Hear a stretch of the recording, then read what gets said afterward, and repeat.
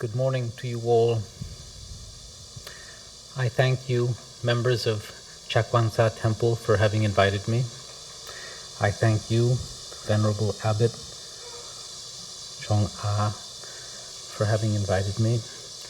I'm honored to be here. I tell you that I'm not worthy of being here. Sitting on a high throne, there's the great danger of my pride. It already feels inflated. This is a proud Dharma talk, which is not a good Dharma talk. I speak about the subject of compassion.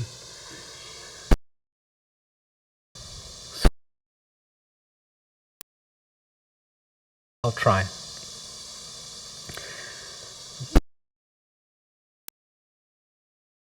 I shall be speaking about the subject that my teacher recommended that I teach. Normally, when you talk about compassion, you should be a compassionate person.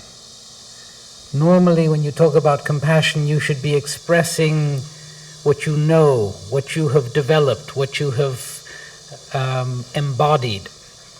As I talk about compassion, it's like a little parrot talking. I've heard a little bit over the years about compassion, and I'm sharing it with you. However, what I will be talking about are the lines of reasoning, the forms of meditation that are used to cultivate compassion. And as I tell you about them, I will be reminding myself of them. So maybe this will be a session of some sort of group meditation on compassion. There are different kinds of meditation. There is the kind of meditation where you sit still and you don't think about anything, you still the mind, and you come to experience some kind of realization of emptiness. That's not the form of meditation that we will be doing together today. There's another form of meditation which is particularly used in my tradition, which is analytical meditation, which is meditation where you use the mind, where you think, where you follow through logically a line of thought and come to a conclusion. Having arrived at that conclusion through a logical line of thought, that conclusion becomes quite strong. The more you think about something, the stronger the result that you are thinking about is, especially if your line of thought is a valid one. For example, if you're going to buy a car, if you just go to the shop and buy a car, you're not likely to get the right kind of car for what you need.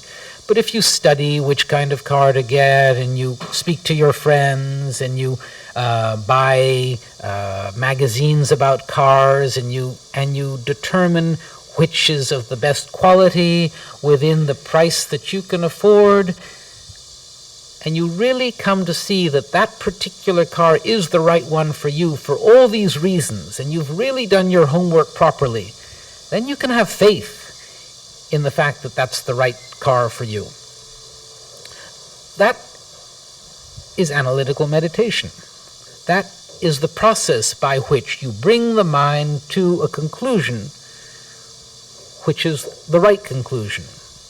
We know that it's right because we've gone through the correct steps to establish that it is right. So that's what we will be doing here today together. That'll help me maybe develop a little compassion, and it'll help you all develop compassion.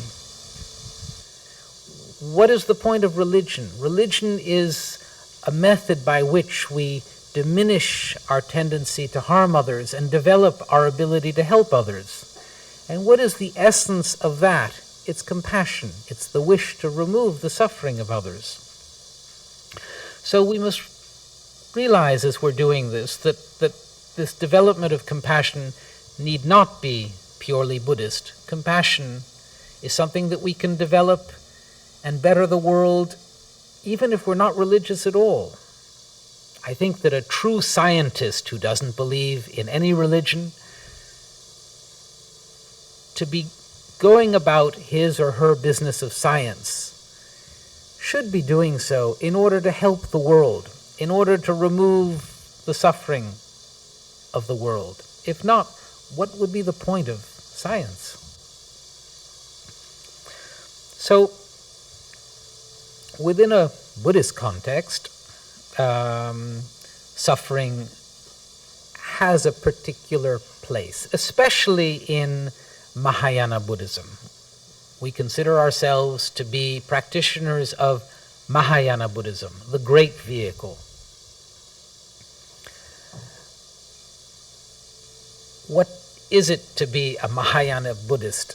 A Mahayana Buddhist is one who enters into his or her practice of Buddhism not in order to attain freedom from suffering from himself or from herself. A Mahayana Buddhist is one who enters the Mahayana path, the great vehicle, aspiring to become a Buddha in order to help all sentient beings. What would make the Mahayana Buddhist wish to become a Buddha in order to help all sentient beings? Compassion. Without compassion, why would the Mahayana Buddhist wish to help all sentient beings? So compassion is the essence of the Mahayana path. Compassion, here we may have to talk about great compassion, because the compassion that we're talking about here as Mahayanists is not simply the wish to remove the suffering from our friends, or a few people whom we know who are sick, or a few people whom we have heard about who are sick. Compassion for the Mahayanist has to be something that extends to all sentient beings, each and every sentient being. What is a sentient being? A sentient being is someone who has consciousness and a feeling of self. A mosquito is a sentient being. When that mosquito comes buzzing around, especially at night when we're trying to sleep, going zzzz, and we want to move it away. We actually want to kill it. That's not compassion. That's selfishness. So we have to work at developing compassion for the mosquito. We have to work at developing compassion for all the fish in the ocean, each and every fish. We have to work at developing compassion when we're presented with some nice piece of meat when we're going to eat. Instead of thinking, oh, here is a good piece of meat to eat. No, we have to have compassion for that poor animal that was killed in order to feed us. And at that moment, though we may eat the meat, we must do so with a feeling of compassion, with a feeling that this animal died in order to provide me with nourishment. What am I going to do with this nourishment? Am I going to go out and have a good time? No. I'm going to use it to develop compassion, to help sentient beings. That's the essence of the Mahayana path. So, compassion is at the very heart of the Mahayana path. Now, who is a Mahayanist? A Mahayanist is a Bodhisattva. The person who truly has entered the Mahayana path is someone who possesses what is called the mind of enlightenment, bodhicitta in Sanskrit. What is this mind of enlightenment? The mind of enlightenment is the mind which aspires, which wishes, which is determined to become a Buddha in order to help all sentient beings. That is the mind of the Bodhisattva, and that has to be the mind of the Mahayanist. If we don't have that, we're not Mahayanists. We may be born in Korea, we may be born in Japan, we may be born in China, we may be born in Tibet. We may be born in a Mahayana country.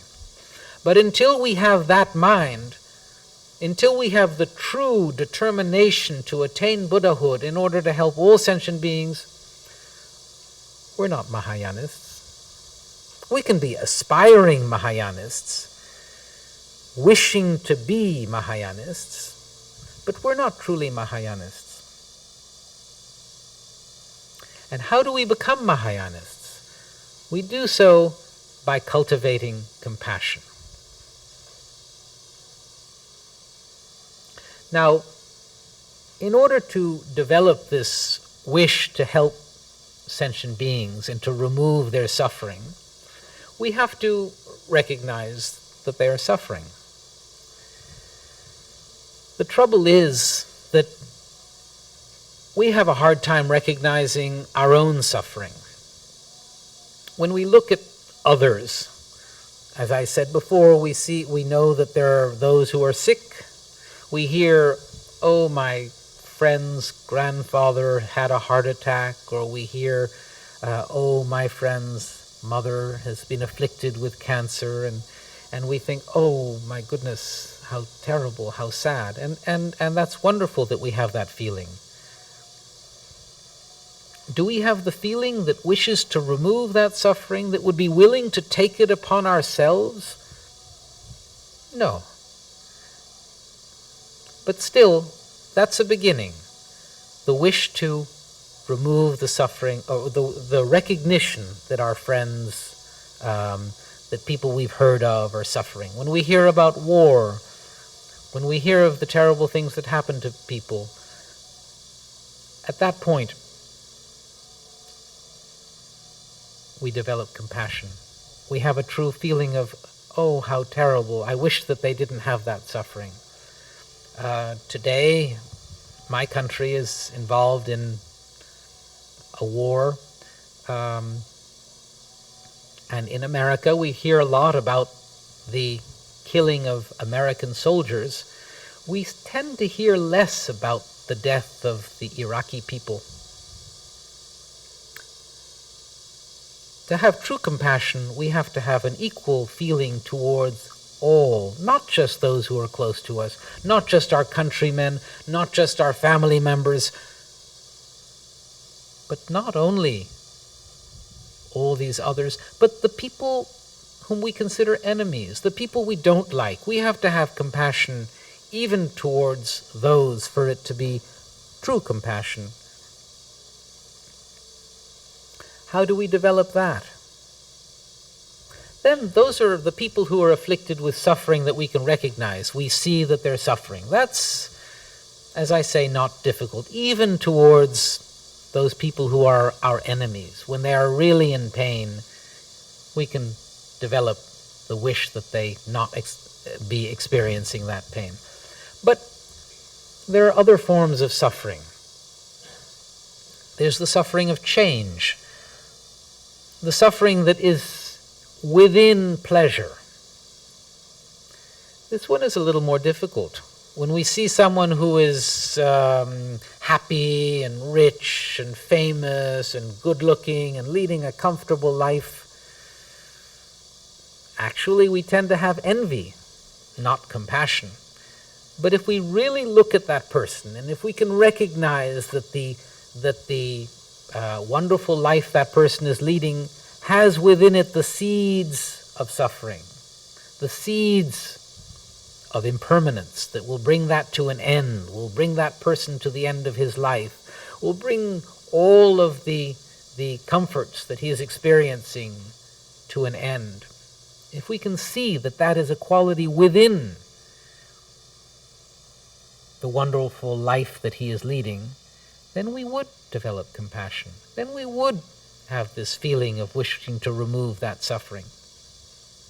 We know from a basic understanding of Buddhism, of the Buddha Dharma, that being content with what we have is far better than wishing for a lot. Because no matter how much we wish for, it's not that we will ever have happiness by having the things that we wish for. There's some peculiar quality about wishing for things, desiring things, that makes our desires grow. I used to be a photographer, and I was never quite content with the camera that I had. If I had one camera and I thought it was just the right camera to have, as soon as I had bought it, I'd begin to realize that I needed this lens and that lens, and then I needed a second camera because I wanted one with black and white film and one with color film, and then it would be good to have a third camera in case one of them broke down, and this could go on and on and on. So having the camera is not the pleasure that we think it is. Having the camera is a source of suffering. Having 2 cameras is a double source of suffering. Having 3 cameras is a triple source of suffering. And it never ends as we try to develop happiness by accumulating things. On the contrary, as we can see, these are a form of suffering. The pleasures that we experience have within them the seeds of suffering. Now, as we're trying to develop compassion, we have to have compassion for that too, for those people who are experiencing the pleasures that we would normally envy, but that we come to recognize as having suffering within them. There's another form of suffering which is more subtle, and that is the all-pervasive conditioned suffering. Because we are born, because we are sentient beings, we suffer. We are potential sufferers. Because we are within cyclic existence, within samsara, because we are traveling within the wheel of life, we suffer. That is the nature of samsara. As long as we are within cyclic existence, we will suffer. We have to have compassion towards people simply because they are within samsara. And that has to be the most powerful form of compassion. The compassion that we have towards suffering is only, or the suffering of suffering, the more evident forms of suffering, is something that, because it's so evident, we can easily have. The suffering that we have towards people as they're experiencing pleasure, as I say, when we analyze, we can come to realize that that is suffering. Now, this all-pervasive suffering, that's a more difficult one for us, because we can't really see, we can't really understand that. But as I say, in order to really have the Mahayana spirit, in order to really have the compassion that extends towards all sentient beings, we have to recognize that because they are sentient beings, they are suffering. So, how do I begin this process of recognizing the suffering that others are experiencing? I have to recognize the suffering that I'm experiencing. Now, there are, again, aspects of my suffering that are maybe more clear to me. It's a little bit hot here.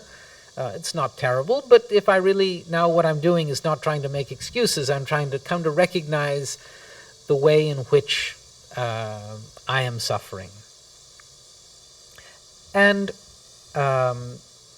because of the heat, I feel a little bit uncomfortable. I can get over it, but still, as I say, I'm trying to recognize that suffering. Now, let's say that, well, here I have a fan, and every few seconds it aims at me, and I can experience a little pleasure from it. It's very nice. But then it goes away, and then it gets a little hot. Now there I can see that even within the pleasure of experiencing the fan, as soon as it moves away, I suffer again. So that my sense of pleasure is very tenuous, it's very delicate. And if the fan were turned on stronger and aimed right at me, I might think, wow, this is very nice, I'm feeling very comfortable. But eventually, I'd feel cold. So that within that pleasure of the fan, eventually there are the seeds of suffering that will arise, and I'll feel uncomfortable. Definitely.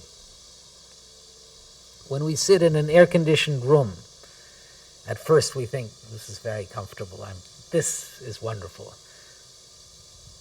But then we get cold. Maybe we put a blanket on ourselves, or we put a sweater on. And then we step outside and it's hot and we think, oh, how nice. But it won't be very long before we get really hot outside and we want to go back in again. Right? That's the suffering of change. Now, we have to notice this. We have to see that our very existence within the mundane aspects of life has within it suffering. That's just something that we are trying to do in this analytical meditation that we're doing together. Again, when we are looking at our own suffering, it's harder to realize the all-pervasive suffering. The fact that simply because we are born, we suffer. But we might think about it in terms of the impermanence of life.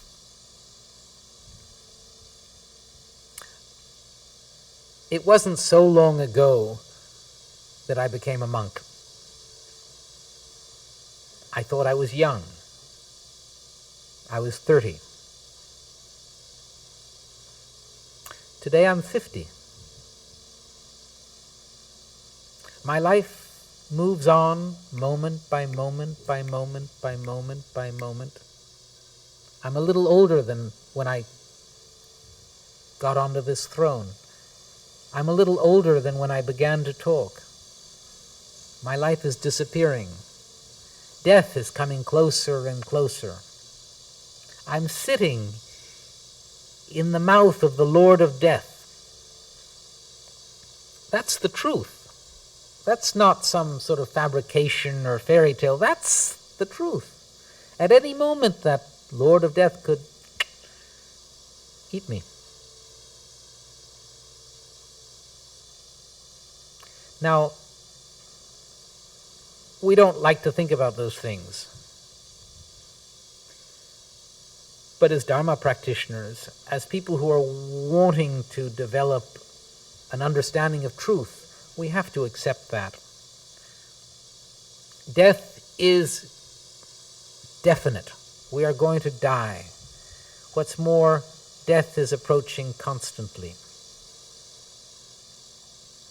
The time of death is not definite. We have no idea when life will come to an end. Death doesn't wait for us to finish our work. Even if we're doing something that's good, even if we're involved in the Dharma, we are practicing, we are meditating, whatever it is that we're doing, it's not that death says, oh well, we'll let him finish. No, death takes us when it's ready. So we have to be ready. And you know, our life is very delicate. We sort of think that we're strong. Some people are fit. Some people do exercises. But actually there are more things that can cause our death than can keep us alive. Medicine that we take, we think that it's good for us, but it can kill us. We're driving to go someplace and we think that we are very secure, we have our seatbelts fastened, but we may have a heart attack in the car. And no matter how good the car is and how well strapped in we are, we die. And at the time of our death,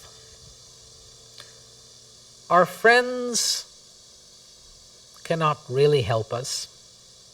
If anything, our friends cause us attachment, which can be very disruptive at the time of death. Our family can't help us. Again, when someone is dying, the best thing is to be peaceful. The best thing is not to have the family around crying. That'll only upset the person dying. Our possessions are of no value to us. All the things that we worked so hard to get, the fancy watches, the fancy cars, the fancy houses, we thought they were so important. Suddenly, at the time of death, they're not important at all. If anything, they ruin our peace of mind. They create more attachment. If we think about those things, we will only be upset at the time of death. So what's important at the time of death? It's whatever virtuous thoughts that we've developed. Compassion, love, these things help us at the time of death.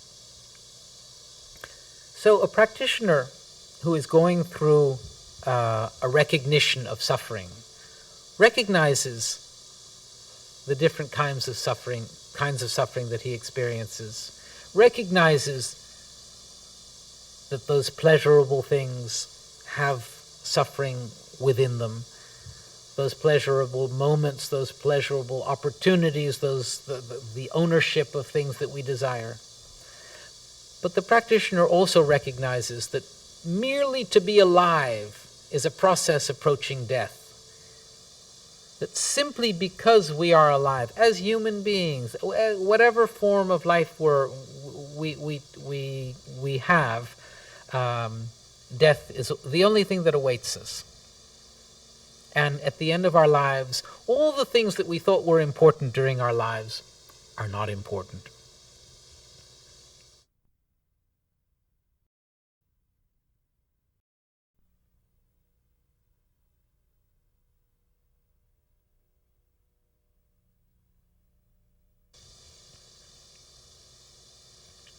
So, the practitioner developing compassion,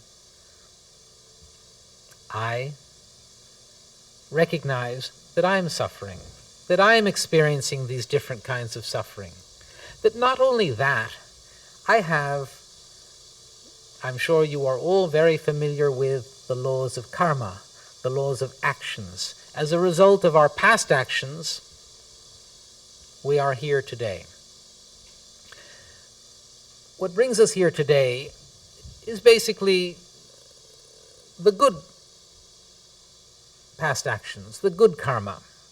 Now, you don't have very good karma because you have only me teaching you. But you have a little bit of good karma because you're here in this temple thinking about the Dharma. But we all have an extraordinary amount of bad karma, non-virtuous actions that we've experienced, that we have acted upon in the past. We have all acted. Now, what is the line between virtuous and non-virtuous? What is the line between good karma and bad karma?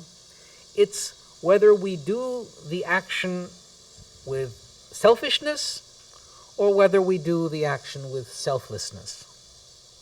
Now, if we look at that, and we look at our lives of this life, just this life, we know that maybe 85% of the actions that we engage in are for ourselves, or for our friends, or for our family, but they're not selfless. They're not done for others in a totally selfless way. So most of the actions that we engage in, we would have to, if we're really honest, put in the category of not terribly virtuous karma. Now that's in this life. This is a life where we're basically good people. But we have many, many lives back there where we've engaged in actions selfishly. When we were animals, when we were hungry ghosts, when we were in hells, when we were were in God realms. The gods are not particularly selfless and compassionate. The gods are simply experiencing great bliss as a result of their meditation. So during all these lives when we were in these different realms of existence, we were acting basically, mainly, over 50%, let's be generous, over 50% of the time in non-virtuous ways. Now, all of that non-virtue is sitting there ready to express itself, ready for us to experience the results of. When we suffer, the difficulties that we experience, even the heat that we're feeling now, is as a result of our own non-virtuous actions in the past sometime. It could have been 100 years ago, it could have been 1,000 years ago, it could have been 1,000,000 years ago, but sometime in the past we acted in non-virtuous ways, and we are experiencing the results of that by any form of suffering that we have. That's the way in which karma operates, and as we come to recognize our suffering, we have to also recognize the potential for suffering that's sitting back there ready to express itself at any moment. Because that's an aspect of samsara. Samsara has all these waiting potential sufferings there.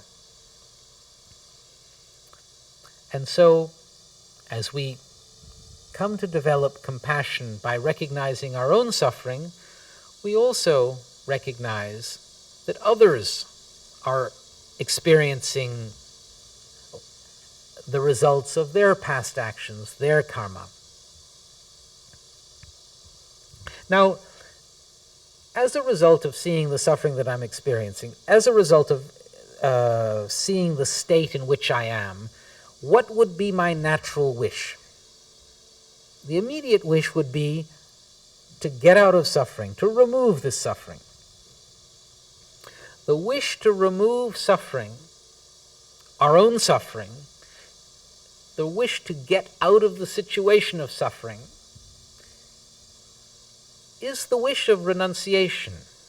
In Buddhism, the initial attitude of the Hinayana practitioner is to attain nirvana, freedom from cyclic existence.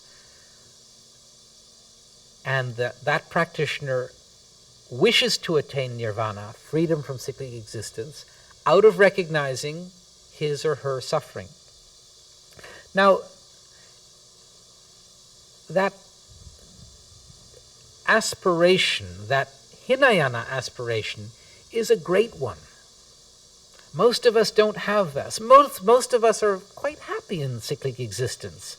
There are times when our back hurts or our head aches or we're a little bit hungry and we think, well, if I take an aspirin or if I do some exercise or something, I'll get rid of that and then everything will be okay and I'll be happy.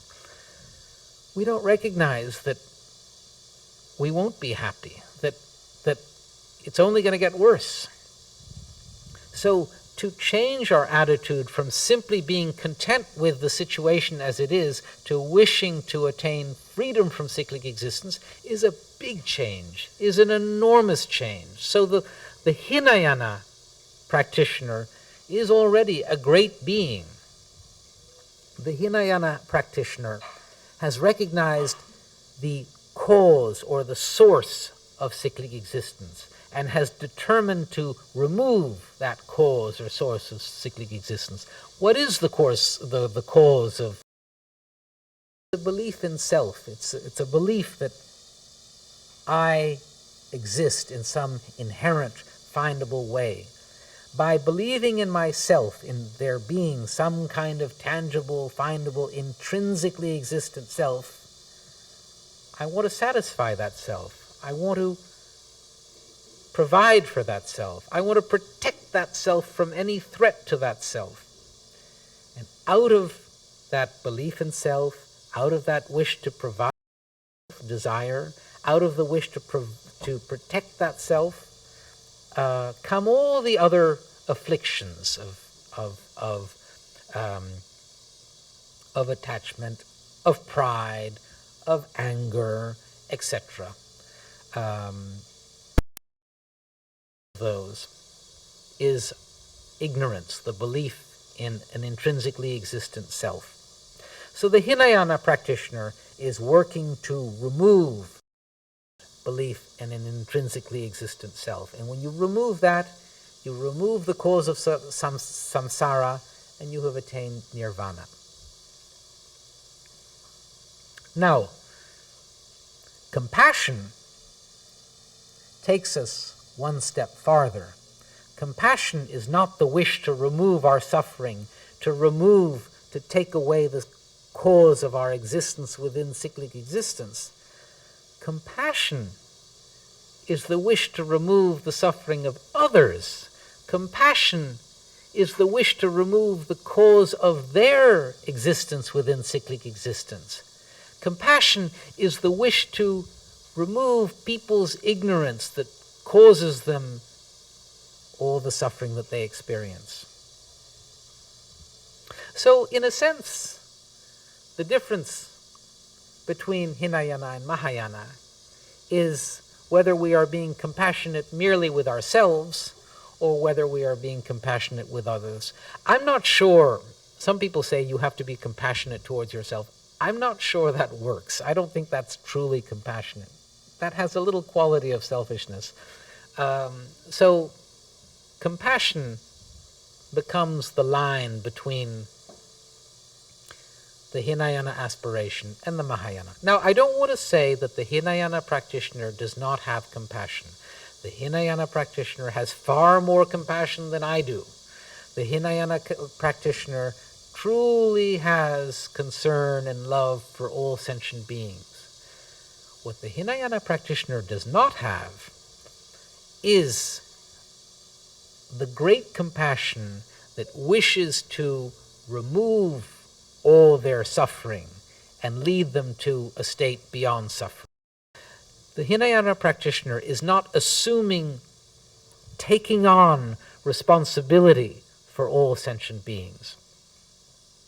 That is a quality that the Mahayana practitioner has. So how, having gone through all these steps of coming to recognize our own suffering, coming to recognize that we want to get out of this suffering, how do we then go on to developing this attitude towards others? We can think, I'm suffering, I'm having difficulty. Let's visualize, I'm here. Then we put all sentient beings over here. Now, there are countless, infinite sentient beings. I'm this one little person over here. If we made, let's say, grains of salt, all the sentient beings, it would go on forever in all directions. Now, when you compare the importance of this person, who's more important? How can I simply work to attain freedom from my suffering? It's unthinkable. I must think of all these sentient beings, the countless beings who make up samsara, who make up not just the universe, but existence altogether. I must work towards their welfare. Now, I might say, that's difficult. What can I do? I might become disillusioned. But if I truly have compassion, if I truly wish to remove all these forms of suffering, and I understand the different kinds of suffering that people are experiencing, and if I understand that there is the potential on my part to attain a state where I could help others, I might develop the ability to help them. What is the state? What would be the most effective state? What would be the most powerful state that I could have, how would I have the most abilities to help others?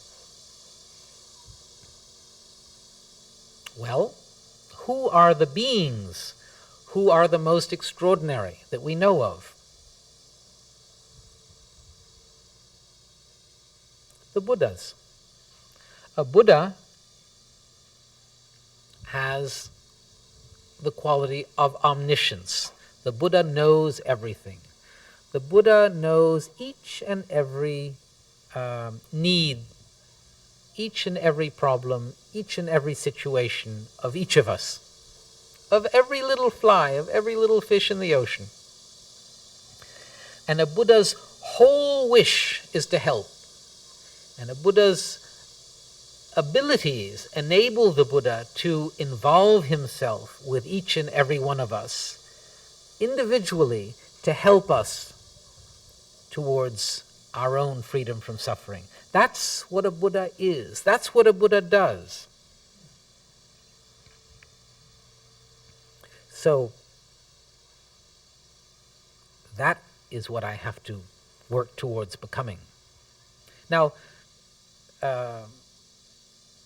I once heard a description of a Buddha as opposed to us. If you're sick and you need medicine, I'm not a doctor.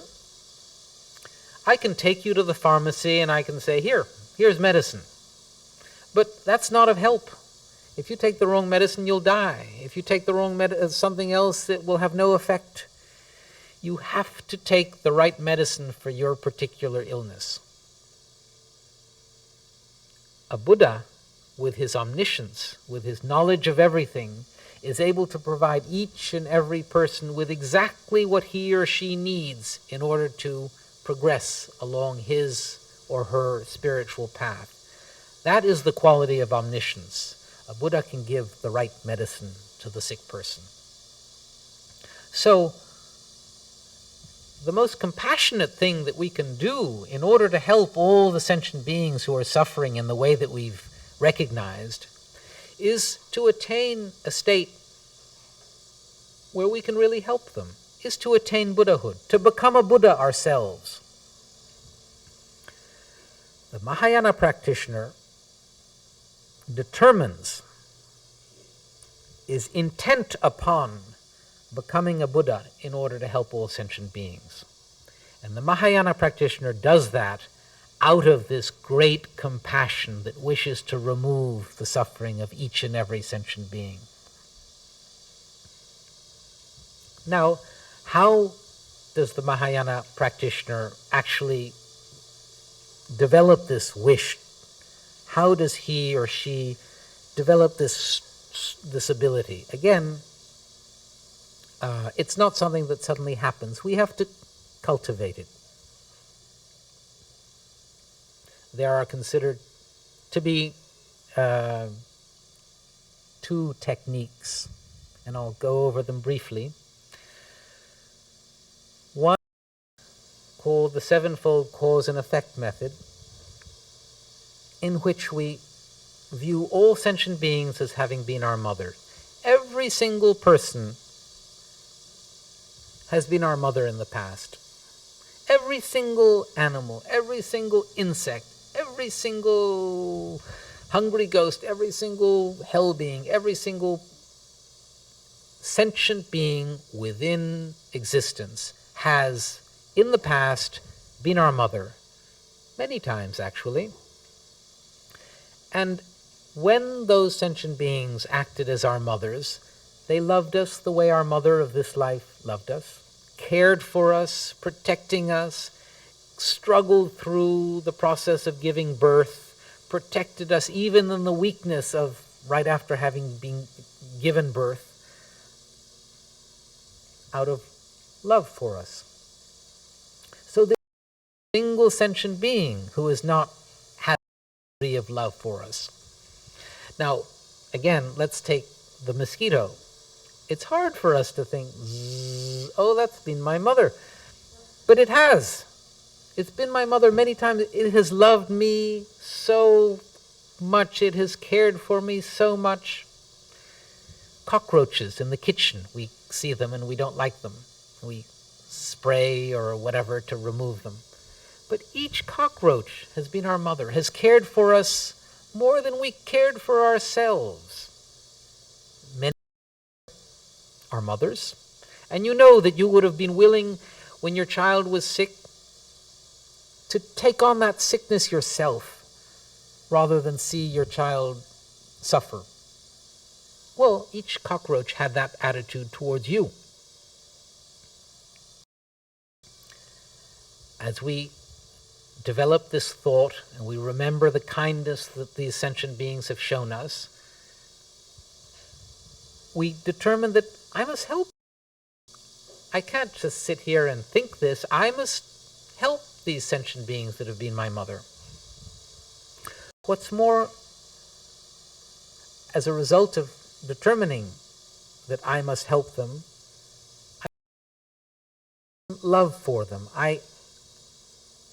It will come about if I think about the fact that sentient beings have been my mother, about their kindness, and determined to help them. Out of that will come this feeling of love towards them. And out of that will come a feeling of compassion towards them.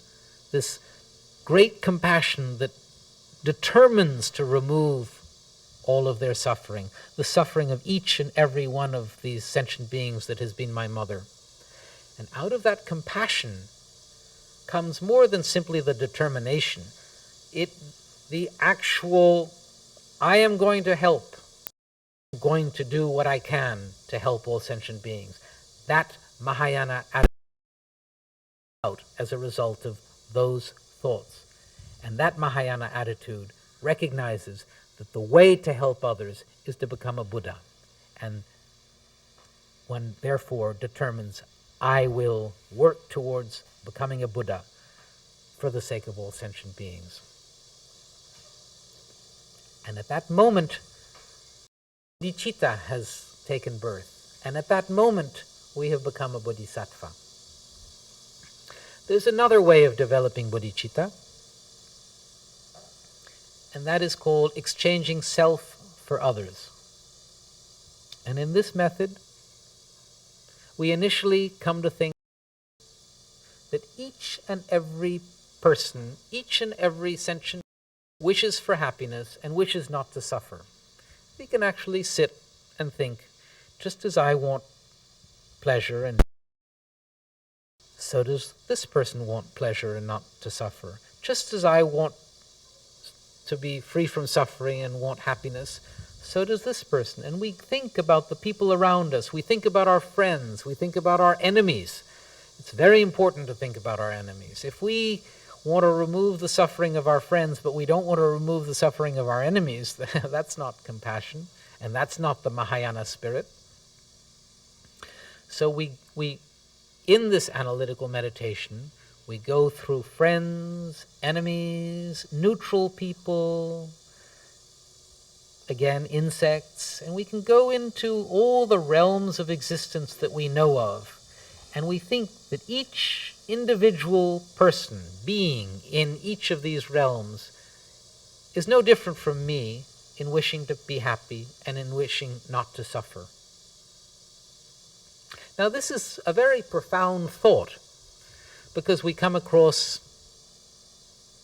the real monsters of our society, people whom we really think there's no way that I could care about that person, but we see that that person is afflicted.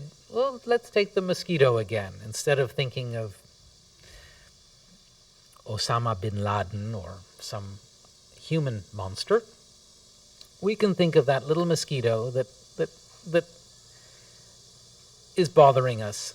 And if we can think it is acting merely out of a desire to be happy and merely out of a desire not to suffer, and in that sense, that mosquito is no different from me,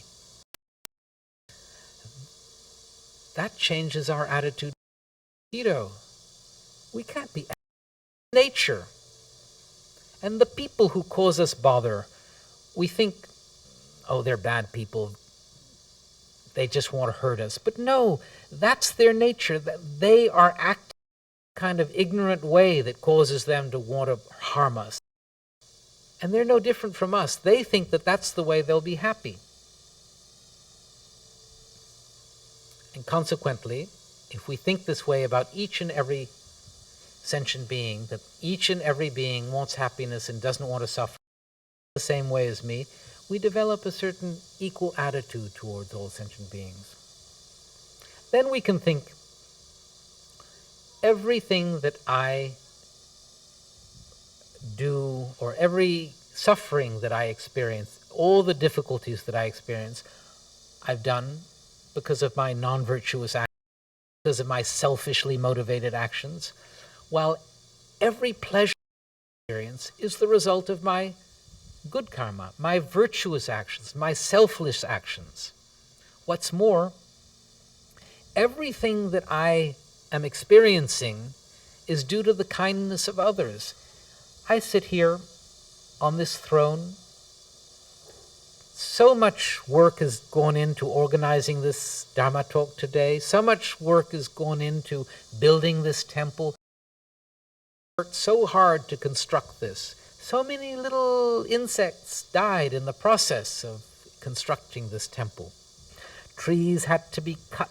People had to saw the pieces of wood into columns, into the altars that we see around us. Then we have just the bowl of rice that's sitting in front of the Buddha. Work that went into providing simply that bowl of rice, the cultivation of the rice, the planting of the rice, the husking of the rice, all the process of rice making that went into providing that bowl of rice. If I see that everything that I have is due to the kindness of others, suddenly I will assume responsibility for them. I will feel, my goodness, I'm dependent upon others.